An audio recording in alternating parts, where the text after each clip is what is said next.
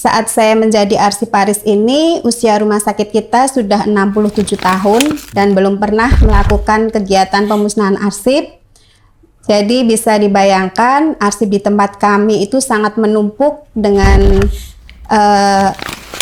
24 unit kerja.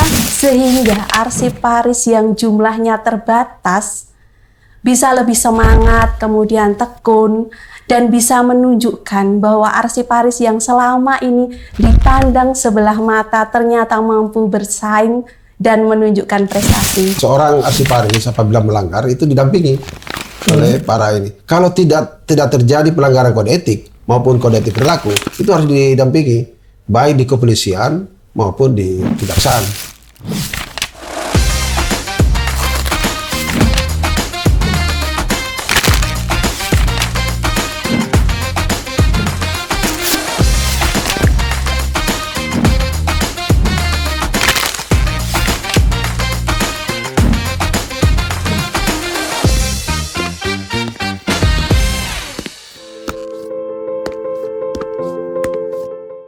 Di era digital yang terus berkembang pesat, peran arsiparis menjadi semakin penting. Mereka tidak hanya berfungsi sebagai penjaga informasi, tetapi juga sebagai inovator yang beradaptasi dengan perubahan zaman. Inovasi telah menjadi kunci utama bagi arsiparis yang dituntut untuk berpikir secara kreatif dan strategis.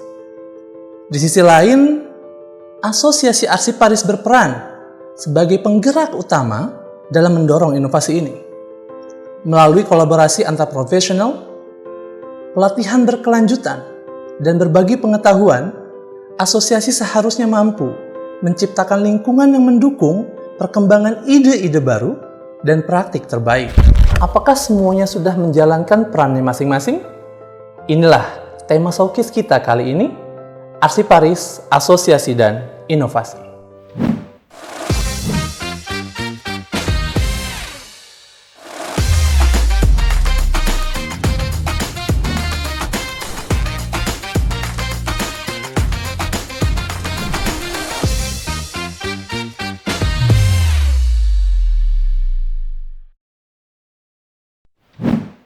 Assalamualaikum rekan arsip, perkenalkan saya Hardi, host Ngosip, ngobrolin seputar arsip. Pada episode kita kali ini, kita akan membicarakan tentang para pejuang kearsipan, yaitu arsiparis, yang akan kita kaitkan dengan organisasi profesi yang mewadahinya, yaitu Asosiasi Arsiparis Indonesia. Serta kita juga akan mengangkat beberapa kisah inspiratif dan juga kisah inovatif dari para arsiparis teladan nasional dalam meningkatkan kualitas kearsipan di Indonesia. Dan saat ini telah hadir 3 tamu hebat kita pada showcase kita kali ini, yaitu Ketua Umum Pengurus Nasional Asosiasi Arsiparis Indonesia, sekaligus Deputi Bidang Sistem dan Informasi Kearsipan Arsip Nasional Republik Indonesia, Bapak Andi Kasman. Selamat pagi, Pak Andi. Pagi, Pak. Pagi. Sehat, Pak? Alhamdulillah sehat. Alhamdulillah sehat. Kemudian kita juga sudah kehadiran juara 1 Arsiparis Teladan Nasional tingkat keahlian tahun 2023, Ibu Tutik Sulestari. Selamat pagi, Ibu Tutik. Selamat pagi, Bapak. Sehat juga, Ibu ya? Alhamdulillah. Alhamdulillah sehat. Dan juga telah hadir narasumber kita yang ketiga, yaitu juara 1 Arsiparis Teladan Nasional tingkat keterampilan tahun 2023, Ibu Katarina Triwidiastuti. Selamat pagi, Ibu. Pagi, Mas Hardi. Oke, pasti sehat juga, Bu ya? Sehat. Oke, alhamdulillah. Nah, pada kesempatan pertama nih, Pak, saya izin mungkin mulai dari Pak Andi nih, Pak. Siap. Sebenarnya mungkin Pak Andi bisa menjelaskan apa itu Arsiparis, Asosiasi Arsiparis Indonesia, dan peran apa yang diambil oleh AAI dalam dunia kearsipan. Baik, terima kasih Pak Moderator ya. Asosiasi Arsiparis Indonesia atau disingkat dengan AAI adalah organisasi profesi arsiparis di Indonesia yang mewadahi komunitas profesional kearsipan, ya, yang beranggotakan para arsiparis yang ada di kementerian lembaga, pemerintah daerah, baik provinsi maupun kabupaten kota, termasuk di badan usaha milik negara, BUMN dan BUMD, termasuk di perusahaan swasta, lembaga, organisasi politik, dan organisasi kemasyarakatan dan termasuk perorangan. Oke. Ya, yang ditambah dengan masyarakat pencipta arsip dan para pemerhati arsip dan kaum profesional kearsipan. Nah, organisasi profesi arsiparis ini adalah organisasi profesi yang berbadan hukum pemerintah Republik Indonesia yang berbentuk perkumpulan, ya, bahkan terdaftar di Kesbangpol sebagai organisasi profesi, ya, juga termasuk terdaftar di Siapahwa, ya, Siapahwa sebagai organisasi profesi arsip audiovisual di Asia Pasifik, ya, yang organisasi ini dibentuk oleh para arsiparis teladan tingkat nasional angkatan keempat tahun 1998 di Jakarta, termasuk para pendampingnya pejabat struktural di bidang kearsipan yang menggelar dengan namanya Deklarasi Arsiparis 1998, ya, di Jakarta. Nah, oleh karena itu maka pada tanggal 14 Agustus 1998 sebagai awal berdirinya Asosiasi Arsiparis Indonesia ini, dan hari ini tahun ini sudah menjadi berumur 26 tahun, ya. Oke, 26 tahun. Nah, profesi arsiparis ini itu dulu disebut dengan apa namanya? Lan Arsiparis tahun 1892 oleh pemerintah Hindia Belanda, ya. Kemudian disebut Lan Arsiparis. Kemudian oleh pemerintah Republik Indonesia dengan Undang-Undang Pers 19 tahun 61 disebut dengan tenaga ahli kearsipan. Jadi di sini ada tenaga ahli kearsipan. Kemudian lanjut kepada Undang-Undang Nomor 7 tahun 71 masih disebut dengan tenaga ahli kearsipan. Oke. Nah, tahun 1990 tenaga ahli kearsipan ini diberi nama arsiparis, ya, berdasarkan peraturan Menteri PAN, Pendagangan Aparatur Negara, dan oleh undang-undang terakhir Undang-Undang 3 2009 di pasal 70 lagi-lagi organisasi ini dikuatkan untuk menjadi arsiparis. Oke, jadi memang cukup panjang nih Pak, ya, Iya. perjalanan AI ini sendiri, Iya. yang sudah berkecimpung mulai dari awal sampai dengan sekarang posisinya. Ya, siap. Nah, sebenarnya sekarang posisi di AI ini dalam berperan dunia kearsipan terus seberapa jauh Pak sebenarnya? Oh ya, banyak sekali nih AI ini. Ini kita ketahui bahwa sebagaimana tujuan daripada konstitusi kita, ya, konstitusi kita itu mencerdaskan kehidupan bangsa. Nah, AI ini sangat memberikan apresiasi dalam ada dua hal, ya. Yang pertama meningkatkan kompetensi para arsiparis di Indonesia, Oke. dan yang kedua meningkatkan pemajuan penyelenggaraan kearsipan di Indonesia. Oke, berarti memang dua hal dari sisi kompetensi di Ya. KSDM-nya, Ya, siap. kemudian penyelenggaraan secara sistem keseluruhan. Oke, dan mungkin izin Pak, saya kaitkan dengan teman-teman yang sudah hadir juga nih, para arsiparis teladan nasional. Wah. Mungkin kalau misalkan dikaitkan dengan yang sudah dilaksanakan oleh Arsip Nasional Republik Indonesia dalam program pemilihan arsiparis teladan. Nah, sebenarnya apa peran yang diambil oleh para arsiparis teladan ini dalam dunia kearsipan? Mungkin bisa dimulai dari Bu Tuti dulu. Jadi saya adalah arsiparis di Rumah Sakit Ortopedi. Saya adalah arsiparis pertama yang dimiliki oleh Rumah Sakit Ortopedi. Jadi saya diangkat melalui inpassing di tahun 2018. Saat saya menjadi arsiparis ini, usia rumah sakit kita sudah 67 tahun dan belum pernah melakukan kegiatan pemusnahan arsip. Jadi bisa dibayangkan arsip di tempat kami itu sangat menumpuk dengan 24 unit kerja. Jadi saya berusaha saat itu merintis kearsipan mulai dari penciptaan arsip. Jadi saya membenahi kearsipan di rumah sakit kita dari penciptaan arsip. Saya bersama tim IT membuat aplikasi e-arsip di tahun 2018 untuk ngolah arsip-arsip yang aktif yang ada di unit kerja. Jadi di situ semua unit itu kita arahkan untuk memberkaskan arsipnya di aplikasi e-arsip, sehingga nanti ketika arsip itu sudah inaktif, sudah ada datanya. Jadi kita mulai dari penciptaan, kemudian saya mulai mendigitalisasi arsip-arsip yang sangat dibutuhkan oleh rumah sakit seperti SOP, kemudian kebijakan yang ada di rumah sakit, pedoman, panduan program itu saya digitalisasikan sehingga mudah untuk diakses oleh semua staf di rumah sakit ortopedi. Oke, berarti memang apa yang butuh dilakukan inilah terkait masalah mentransformasikan tadi ya. Iya. Dari sisi yang masih berantakan, kemudian menjadi lebih tertata, kemudian juga dari sisi konvensional sudah ke arah digital. Oke. Kemudian mungkin dari Ibu Katerina bagaimana? Baik, terima kasih Mas Hadi. Saya arsiparis penyelia dari Dinas Perpustakaan dan Kearsipan Kabupaten Sidoarjo.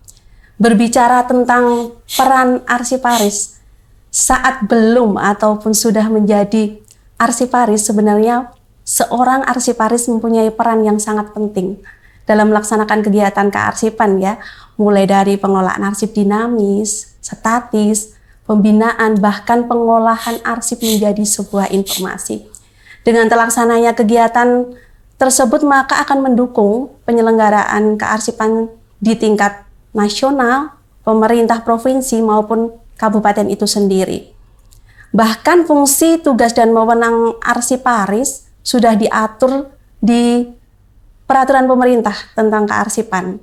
Jadi itulah peran seorang arsiparis, dan tentunya sebagai seorang arsiparis teladan adalah sebuah bonus atas hasil jerih payah kita selama ini. Kemudian tentunya yang menarik ketika menjadi seorang arsiparis teladan, kami bisa memberikan motivasi, kemudian memberikan testimoni yang melalui sharing session yang diselenggarakan oleh Arsiparis Arsip Nasional Republik Indonesia, kemudian diselenggarakan oleh pemerintah provinsi, bahkan di pemerintah Kabupaten Sidoarjo, sehingga arsiparis yang jumlahnya terbatas bisa lebih semangat, kemudian tekun, dan bisa menunjukkan bahwa arsiparis yang selama ini dipandang sebelah mata ternyata mampu bersaing dan menunjukkan prestasi. Begitu Mas Hadi. Siap, berarti memang tadi sisi kata-kata dipandang sebelah mata tidak hanya di tempat kita aja Bu ya, berarti di mana-mana hampir semua di dipandang sebelah mata sama. gitu ya. Tapi diharapkannya tadi bisa memberikan multiplier effect kepada arsiparis yang walaupun jumlah secara kuantitas memang sedikit. Nah, mungkin coba kita kaitkan lagi nih Pak, terkait dengan apa yang sudah dilaksanakan oleh teman-teman arsiparis di daerah, di kantor pusat, ataupun di manapun berada. Sebenarnya dukungan perkembangan karir apa Pak yang diberikan oleh Asosiasi Arsiparis Indonesia kepada seluruh arsiparis dalam pengembangan sisi profesional mereka sendiri? Ya, baik Mas Adi ya. Yang pertama kita klasifikasi dulu nih. Arsiparis itu ada dua, ya menurut undang-undang. Ada namanya arsiparis PNS yang berkaitan jabatan fungsional arsiparis. Itu yang bekerja di lingkungan pemerintah. Yang kedua ada arsiparis non PNS. Ini yang bekerja di lingkungan perusahaan, ya. Baik di BUMN, BUMD, Ormas, Orpol, dan perorangan. Nah, ini disebut dengan arsiparis. Jadi tidak ada beda antara arsiparis di pemerintah dengan di non pemerintah.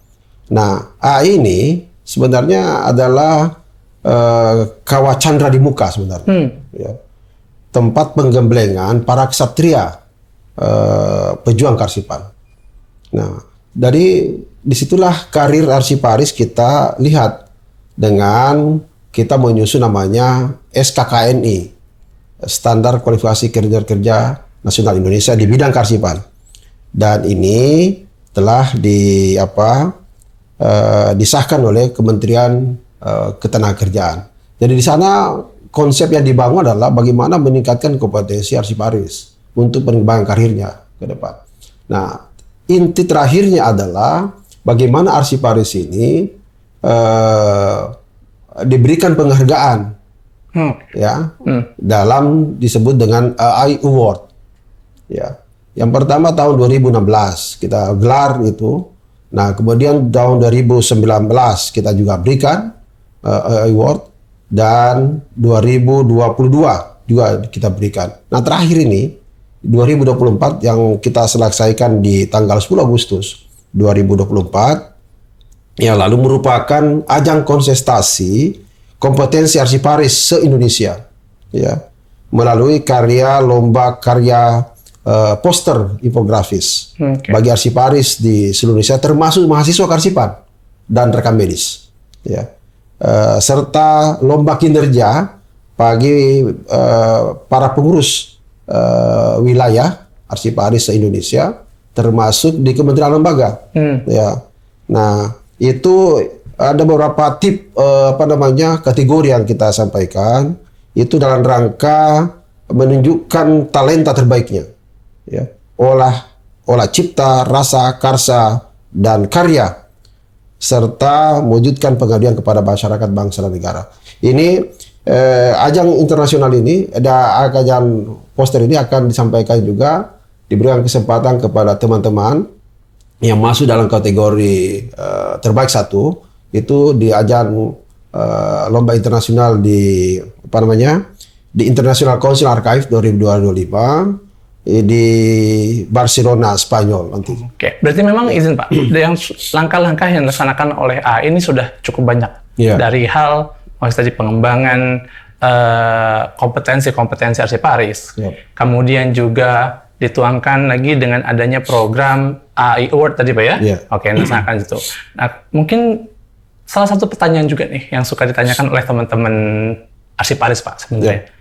Apakah AI juga memperhatikan dan memperjuangkan nih sebenarnya kesejahteraan para anggotanya? Ini saya senggol semua ini, biar kesenggol semua ya Pak ya.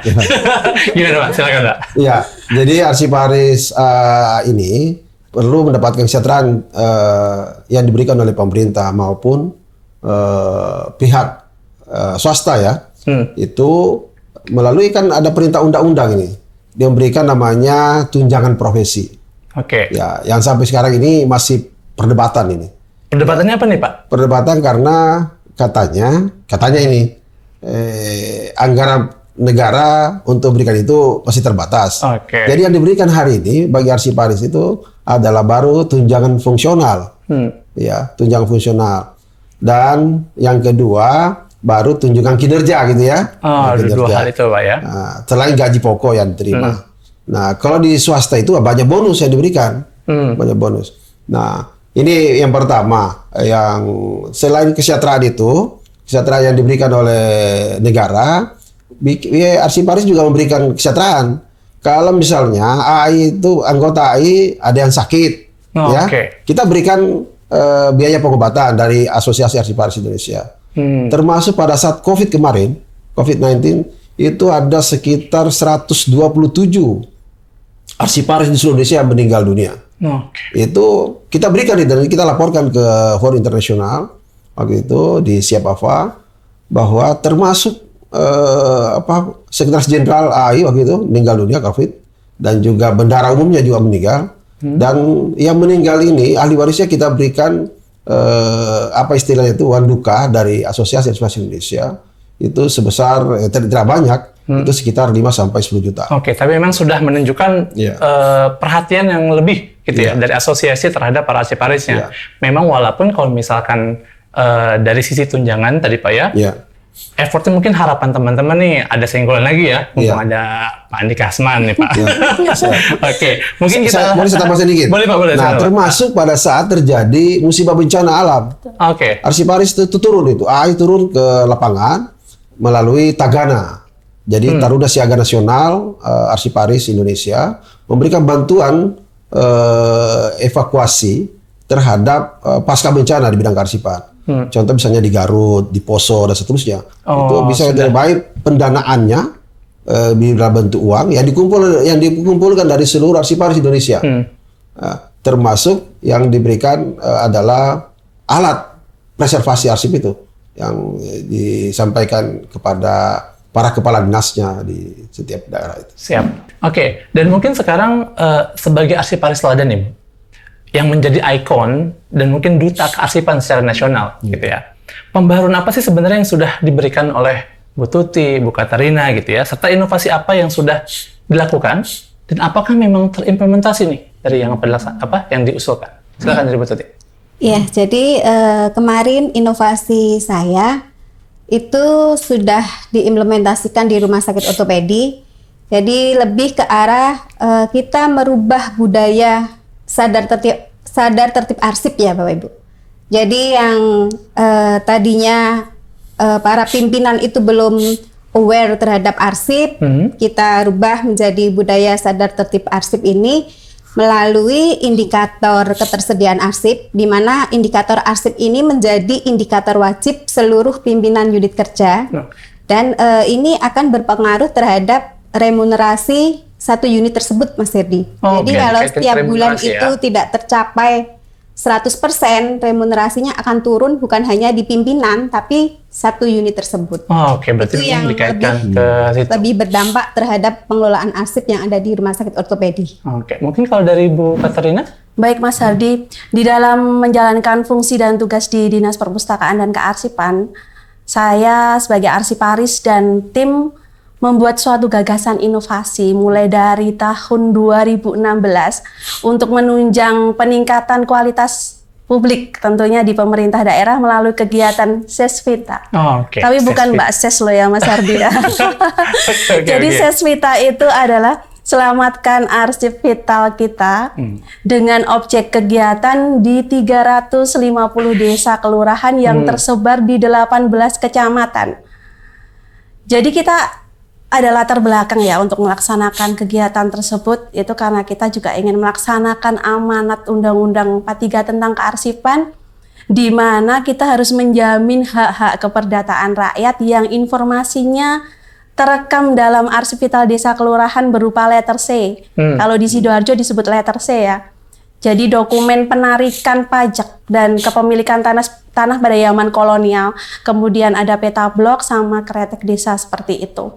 Kemudian juga untuk melaksanakan fungsi dan tugas daripada LKD sendiri, yaitu kegiatan pelayanan, perlindungan dan penyelamatan kearsipan. Kemudian banyaknya arsip vital desa yang rusak serta kurangnya kemampuan dan kesadaran SDM untuk mengelola arsip sehingga menghambat peningkatan kualitas pelayanan publik di Sidoarjo seperti itu. Oke, jadi memang inovasinya nih cukup unik dan keren nih sebenarnya apa yang dilaksanakan ya. Tapi mungkin yang jadi pertanyaan sebenarnya dari inovasi-inovasi itu ada gak sih yang sebenarnya sulit direalisasikan oleh Bu Katarina sendiri? Baik, untuk kegiatannya itu kan memang berupa alih media ya, sama restorasi terhadap arsip yang rusak kita lapisi dengan kertas Jepang seperti itu. Kalau kendala itu sebenarnya ketika kita ke desa masih belum dipercayai oleh desa seperti itu. Oke, trust issue berarti ya. Trust issue itu tadi loh, dipandang sebelah mata seperti itu. Tapi kemudian kita juga akhirnya menemukan sebuah solusi. Kita kemudian ke kecamatan di mana mereka kan yang membawahi nih ya desa kelurahan, akhirnya dengan pendekatan kita berikan pemahaman, mereka akhirnya percaya kepada kita, baik arsipnya boleh dialih media dan boleh direstorasi seperti itu Mas Hardi. Kalau dari Bu Tuti sendiri sebenarnya ada gak Bu kesulitan pada saat membuat inovasi ini supaya bisa direalisasikan itu apa Bu? Jadi kesulitannya di kami itu karena itu berefek ke remunerasi ya, ke pendapatan. Pasti kan banyak yang kontra, pro and con gitu lah ya Bu. Pasti banyak yang menolak. Dan di setiap akhir tahun di bulan Desember itu masing-masing ada sih pimpinan unit kerja itu yang menginginkan indikator itu dihilangkan dari indikator wajib. Karena mereka merasa terbebani karena harus mengelola arsipnya itu ya. Jadi di bulan Desember tuh pasti ada tawar-menawar, itu boleh jadi indikator tapi bukan indikator wajib gitu kan, bukan indikator wajib karena tadi berefek ke keuangan. Cuman kembali lagi ke komitmen pimpinan. Jadi kami Arsiparis ini berusaha meyakinkan ke pimpinan bahwa indikator ini sangat bagus untuk pengelolaan arsip di Rumah Sakit Ortopedi. Dan akhirnya sampai dengan 2024 ini indikator tersebut masih jadi indikator wajib di rumah sakit. Jadi kontrak yang menentang terhadap indikator tersebut akhirnya maulah memahami ketika itu sudah digedok dari pimpinan bahwa itu masih menjadi indikator wajib. Mungkin itu Mas Hadi tantangan yang ada di rumah sakit kami. Nah mungkin nih Pak, saya kaitkan lagi nih dengan Pak Andi Kasmani selaku Ketua Umum Pengurus Nasional AI. Sebenarnya tadi kita udah ngedengar nih Pak, Bu Tuti, Bu Katarina menceritakan memberikan inovasi. Tapi pasti ada kerikil-kerikil, ganjalan lain sebagainya Pak. Sebenarnya sejauh mana nih Pak peran AI dalam mewadahi inovasi dan memberikan kontribusi gagasan sebenarnya Pak? Karena kan memang Pak Andi juga menduduki jabatan sebagai Deputi Bidang Sistem dan Informasi Kearsipan di ANRI. Iya. Sejauh mana nih Pak perannya memberikan gagasan dan kontribusinya dalam kebijakan-kebijakan yang diambil? Baik Bapak Adi ya. Nah, sekarang ini kan kita memasuki era transformasi digital dengan pemerintah Indonesia menerapkan sistem pemerintahan berbasis elektronik. Ini banyak hal yang harus dilakukan oleh seorang arsiparis. Nah, AI memwadahi tentang transformasi digital ini dengan memberikan pelatihan talenta digital. Dan salah satu yang wajib dilakukan adalah pemenuhan kompetensi di bidang arsip digital. Ya. Selain kompetensi di bidang sosial kultural, kompetensi teknis, dan juga kompetensi yang lainnya. Kan ada 4 kompetensi kan? Kompetensi pengolahan arsip. Nah ini yang kita lakukan. Bagaimana arsiparis ini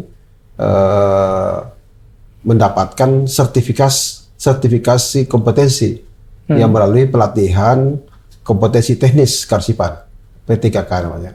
Bahkan hari ini Arsiparis Indonesia, Asosiasi Arsiparis Indonesia telah bekerja sama dan belum ditekan ini namanya MOU-nya antara Kefan.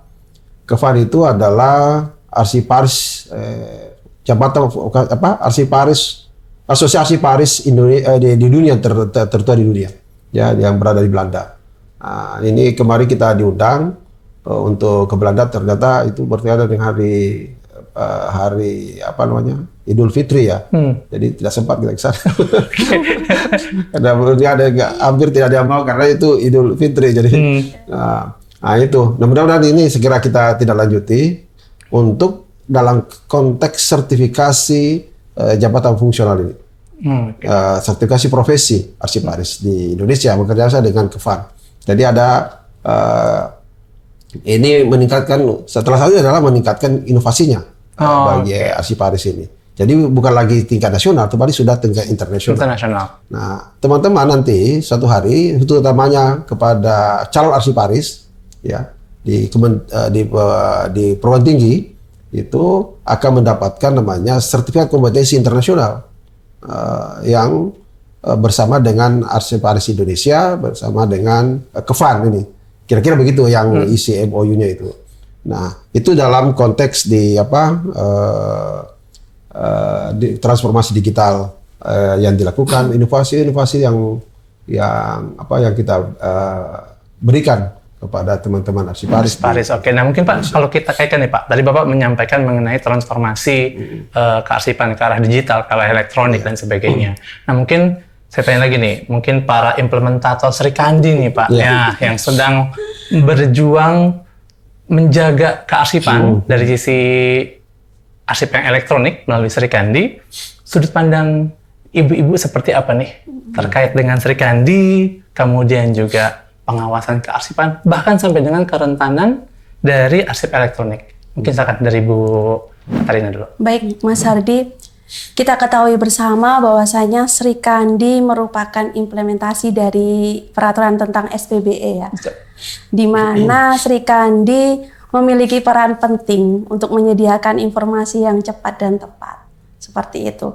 Namun dengan berjalannya penggunaan Sri Kandi itu tentu diperlukan kolaborasi, kemudian peran serta dari seluruh stakeholder yang ada agar pengimplementasiannya itu bisa berjalan lancar dan kemudian bisa menemukan solusi atas kendala yang dihadapi seperti itu, Mas Hardi.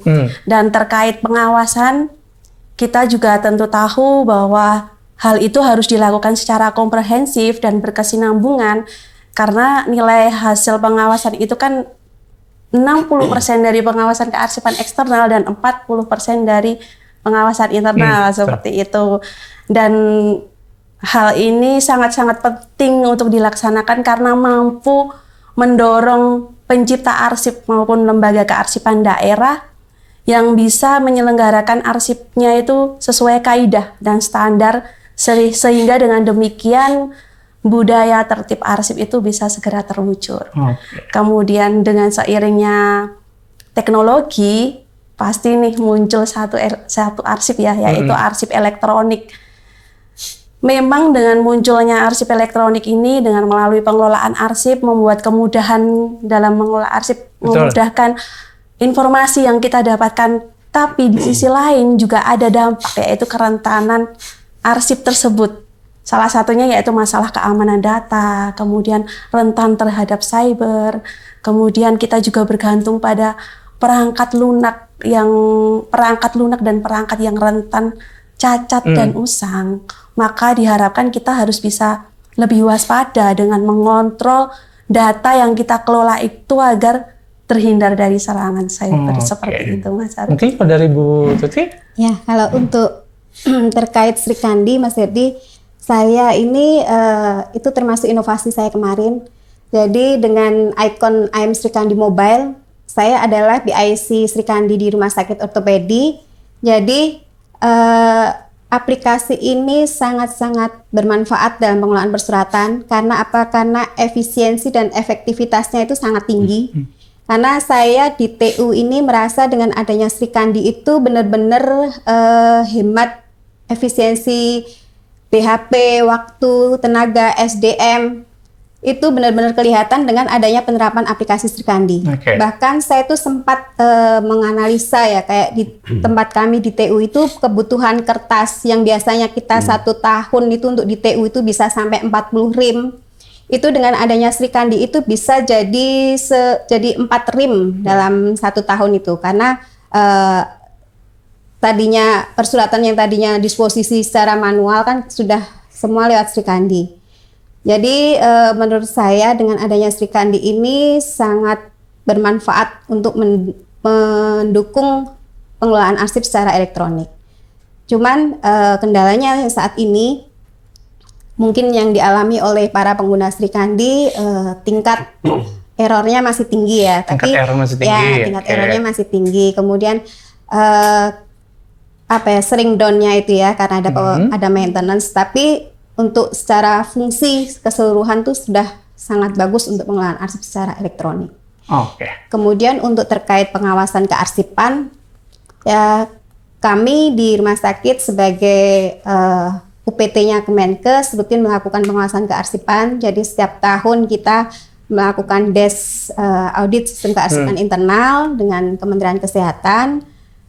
Cuman mungkin untuk kita di UPT daerah ini belum semua itu tercover untuk pengawasan kearsipannya. Jadi mungkin butuh sistem kayak di tempat kami, mungkin kayak jejaring gitu. Jadi kayak sister hospital. Jadi kalau unit kerja yang mungkin kearsipannya itu belum maksimal bisa merapat ke unit kerja terdekatnya meskipun itu lintas kementerian ya.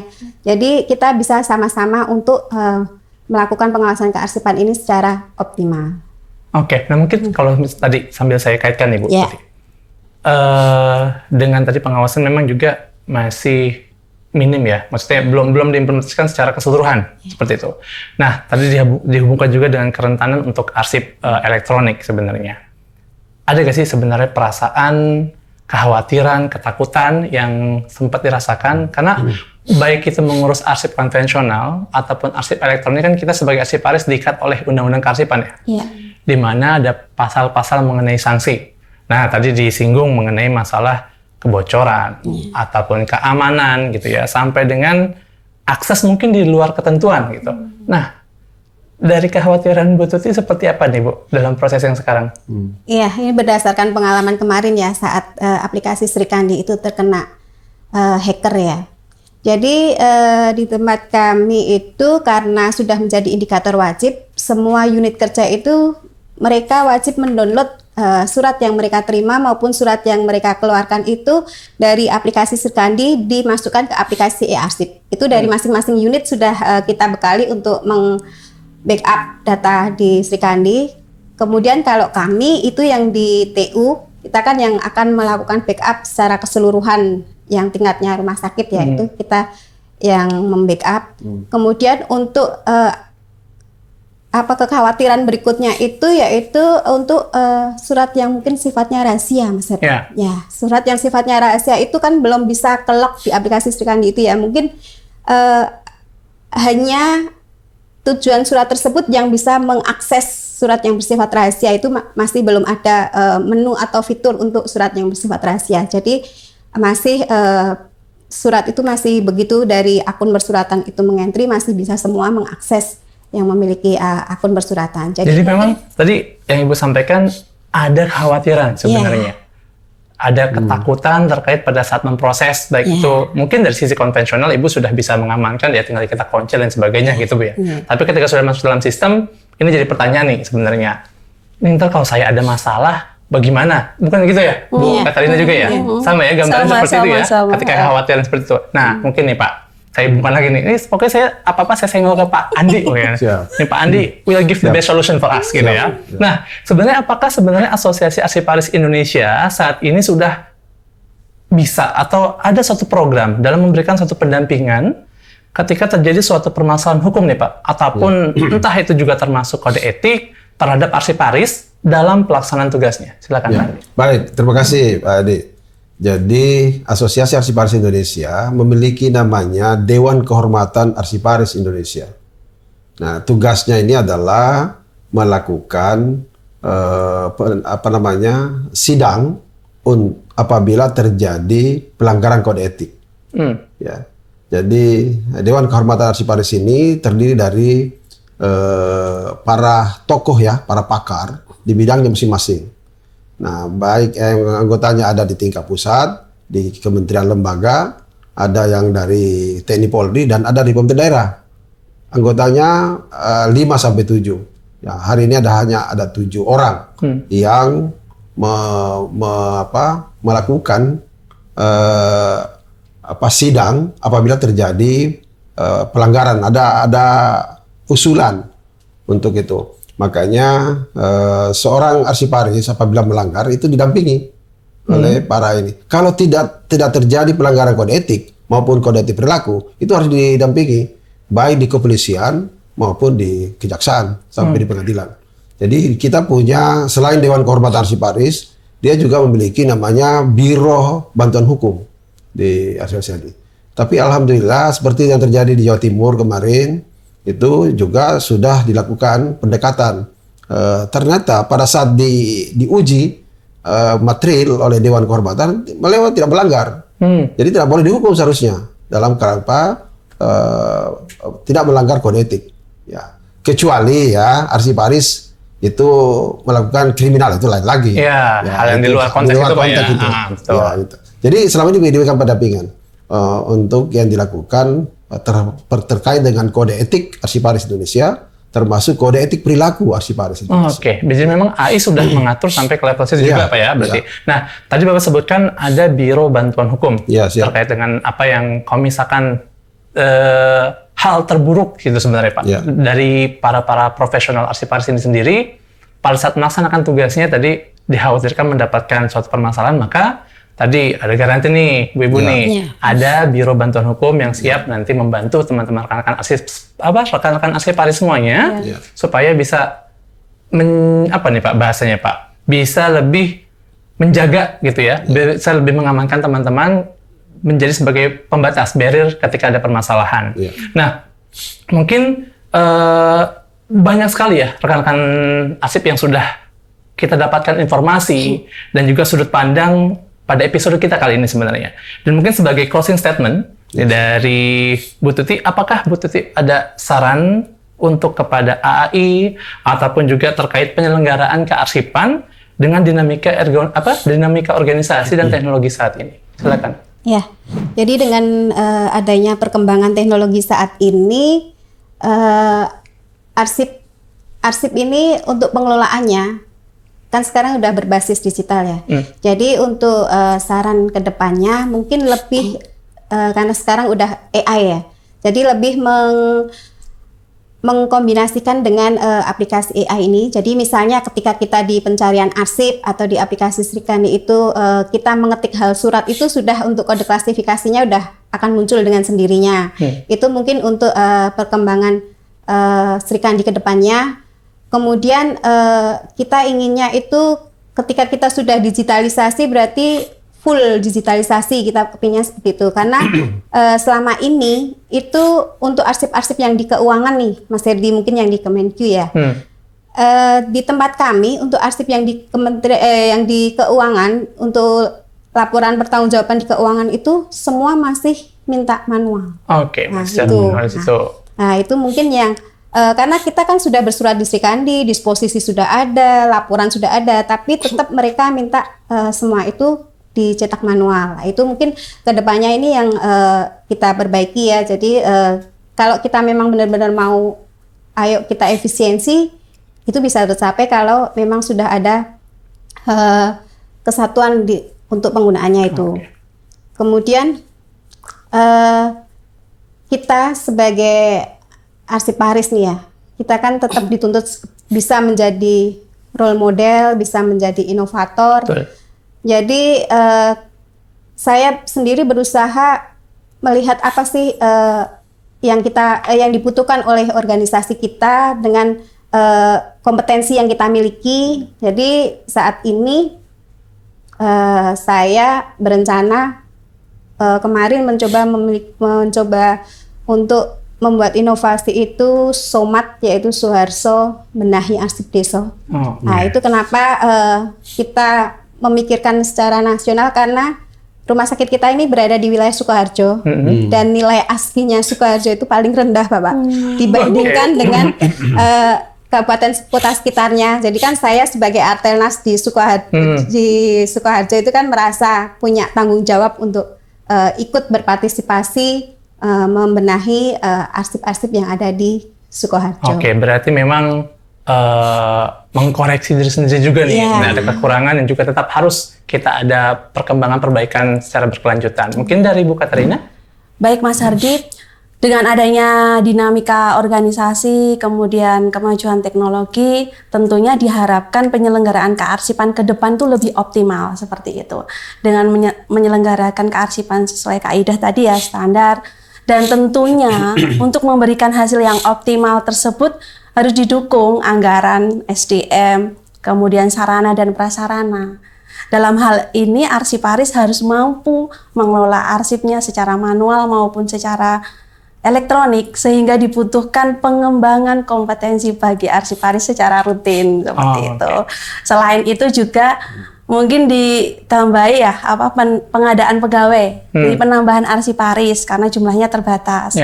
Kemudian dengan seiringnya teknologi, kita sebagai arsiparis dan stakeholder berusaha untuk lebih waspada tadi untuk mengelola data agar aman dari serangan hacker.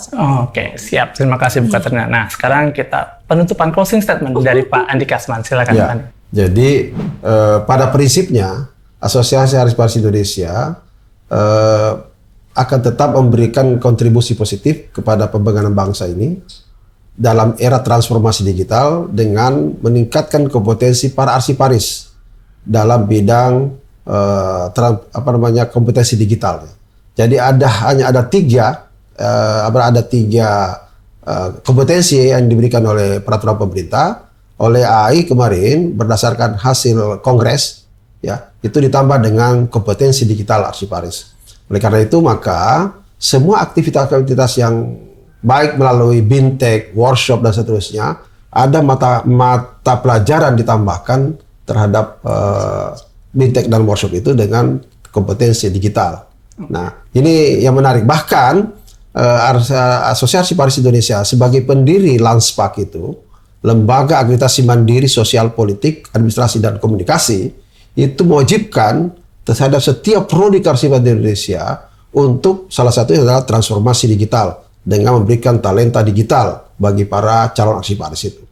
Nah, kira-kira begitu supaya apa yang diharapkan ke depan meningkatkan kompetensi ini baik yang dilakukan oleh perguruan tinggi ya di seluruh Indonesia karena kita termasuk pendiri lembaga akreditasi ini di bawah Kementerian Pendidikan dan Kebudayaan, kita mewajibkan itu supaya diberikan materi tentang talenta digital bagi para arsiparis, calon arsiparis Indonesia, bahkan arsiparis sendiri yang harus diberikan.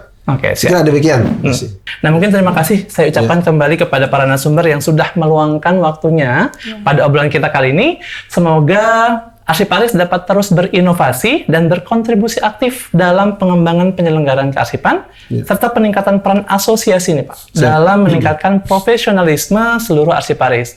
Sehat selalu untuk seluruh rekan arsip. Terima kasih telah menyaksikan. Tetap di Ngosip, bukan gosip, karena kita bicara fakta, bukan kata-kata. Assalamualaikum. Waalaikumsalam. Waalaikumsalam.